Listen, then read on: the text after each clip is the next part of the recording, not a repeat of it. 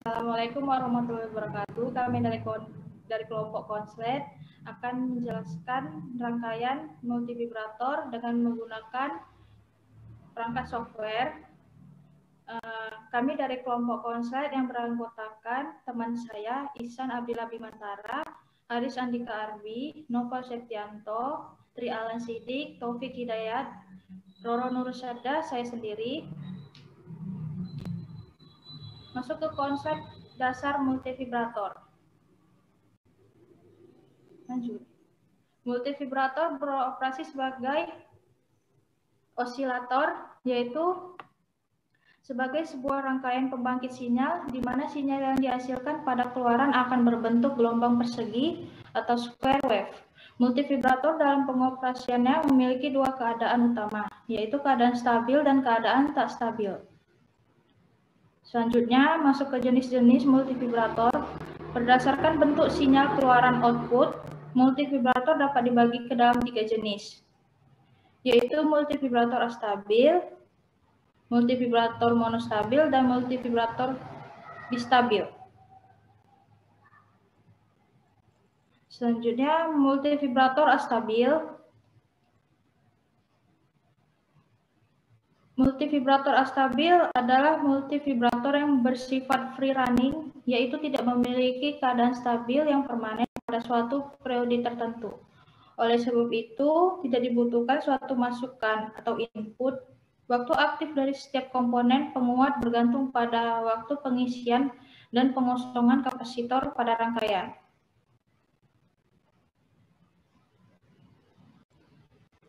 Selanjutnya akan disampaikan pada teman saya.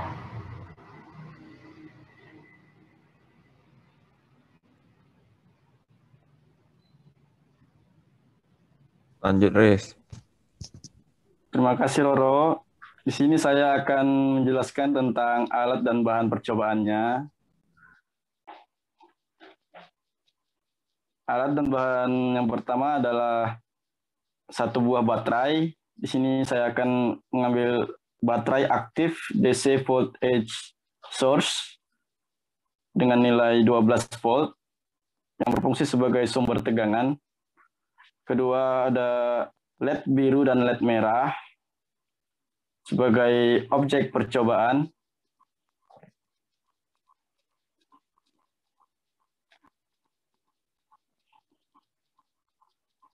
Lalu 4 buah resistor.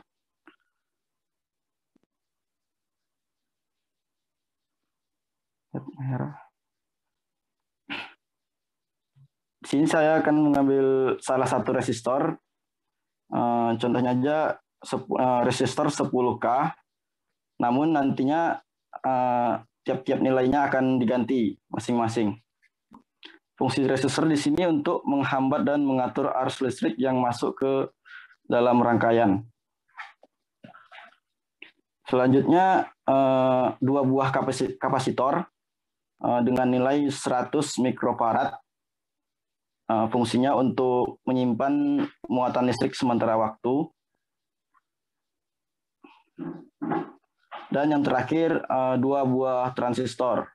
Transistor 2N3904 yang berfungsi untuk menguatkan muatan listrik yang masuk ke suatu rangkaian.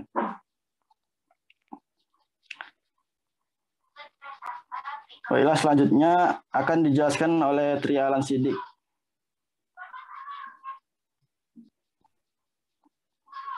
Baik, terima kasih kepada Haris Andika.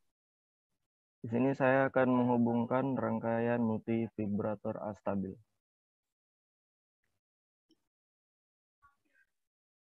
Yang pertama kita mulai dari ada beberapa komponen, diantaranya adalah 2 LED berwarna merah dan biru, 4 resistor, 2 kapasitor, dan 3 transistor, dan satu lagi adalah ground.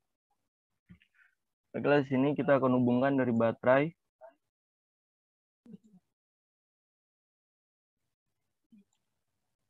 Langsung ke LED merah, atau jangan lupa hubungkan LED biru.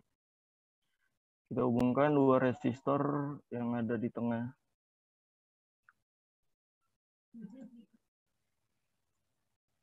ke basis dari transistor.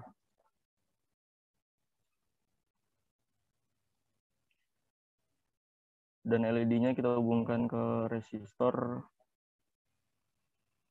Resistor 3 kita hubungkan ke kolektor. Sama seperti yang ada di sebelah kanan, kita hubungkan ke kolektor.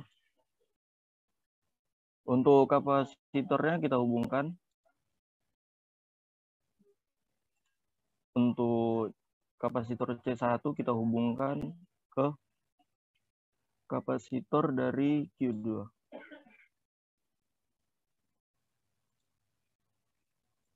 Dan untuk kapasitor C2 kita hubungkan ke transistor Q1.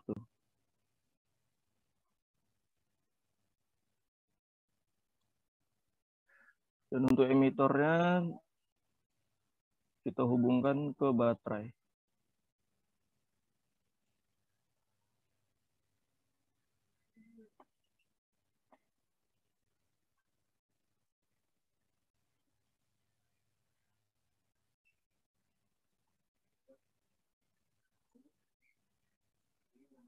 Kita hubungkan ground dan emitor. Baik, sudah tersusun sebuah rangkaian multivibrator astabil. Dan ini akan saya berikan untuk penjelasan lebih lanjutnya ke moderator.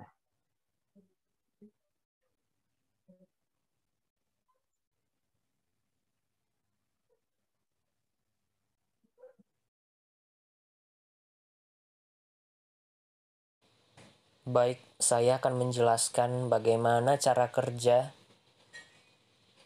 kedua lampu LED ini bisa menyala nantinya. Namun sebelumnya saya ucapkan terima kasih kepada Tri Alan Sidik yang sudah menyambungkan kabel-kabelnya menjadi suatu rangkaian multivibrator astabil yang baik dan benar alias tepat. Oke, langsung saja kita run atau kita jalankan. Nah, ketika dijalankan dapat kita lihat bahwa kedua lampu LED ini menyala secara bergantian, yang mengindikasikan bahwa terjadi proses on dan off pada transistornya sesuai cara kerja rangkaian multivibrator astabil. Lalu, transistor dikendalikan oleh kapasitor, di mana ketika kapasitor C2 melakukan pengosongan, maka ia akan mengalirkan muatannya ke basis Q1, sehingga menyebabkan Q1 aktif dan lampu LED pun menyala. Ketika Q1 ini aktif, ia juga berperan aktif dalam melakukan pengisian kepada kapasitor C1. Berapa lama lampu LED ini akan menyala ataupun padam, itu tergantung besarnya kapasitor yang dibuat. Terima kasih. Nama saya Nova Septianto. Berikutnya dilanjutkan oleh Iksan Abdillah. Kepada Iksan Abdillah saya persilahkan. Baik, saya akan mendengar dari penjelasan Nova Septianto. Terima kasih. Saya mulai dari kapasitor C2. Jika kapasitor C2 ini penuh, dia akan melakukan pelepasan muatan ke kapasitor transistor Q1 dan menyebabkan transistor Q1 ini akan aktif.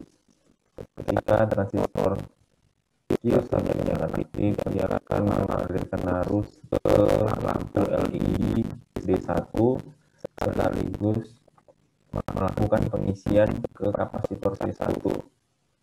Proses ini terjadi hingga kapasitor C2 kosong. Setelah lagi melakukan pengisian ke D1, maka lampu LED 2 akan menyala. Kemudian,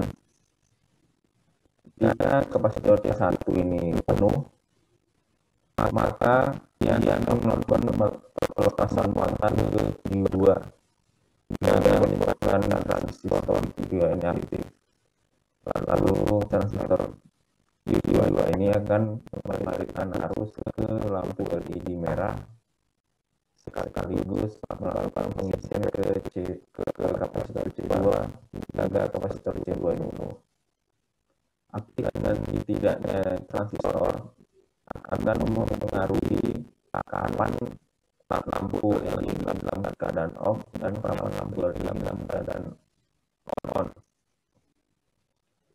Jadi transistor ini akan mengatur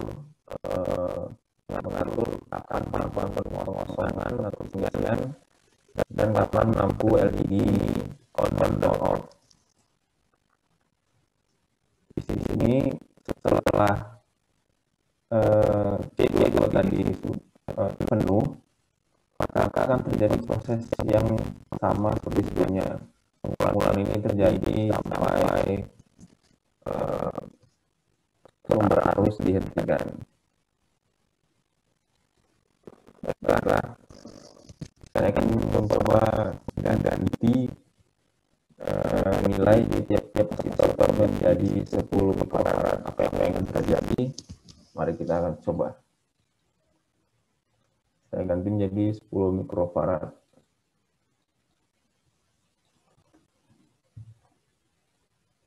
Kita running. Bisa dilihat kalau jeda antara hidup dan matinya LED 1 dan LED 2 ini menjadi lebih cepat. Lebih cepat daripada ketika kapasitas kapasitornya diganti menjadi 100 mikrofarad.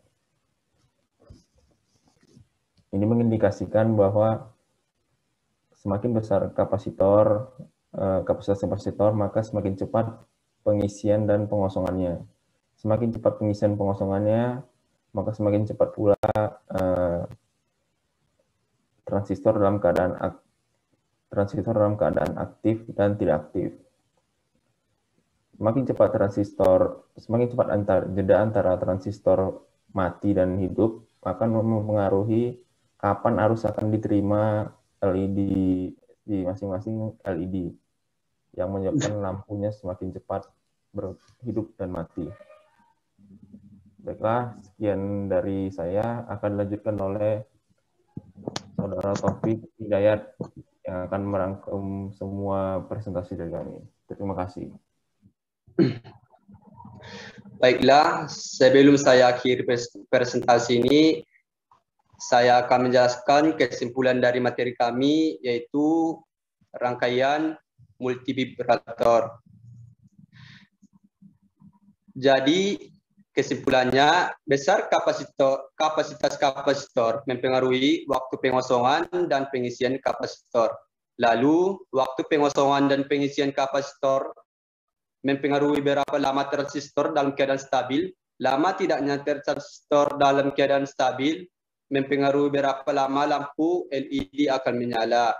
Intinya, semakin besar kapasitas kapasitor, maka akan semakin lama pula lampu LED dalam keadaan menyala. Jadi, itulah penjelasan yang dapat kami sampaikan. Sebagaimana kita ketahui, kesempurnaan hanyalah milik Allah, dan kesalahan dan dosa adalah manusia.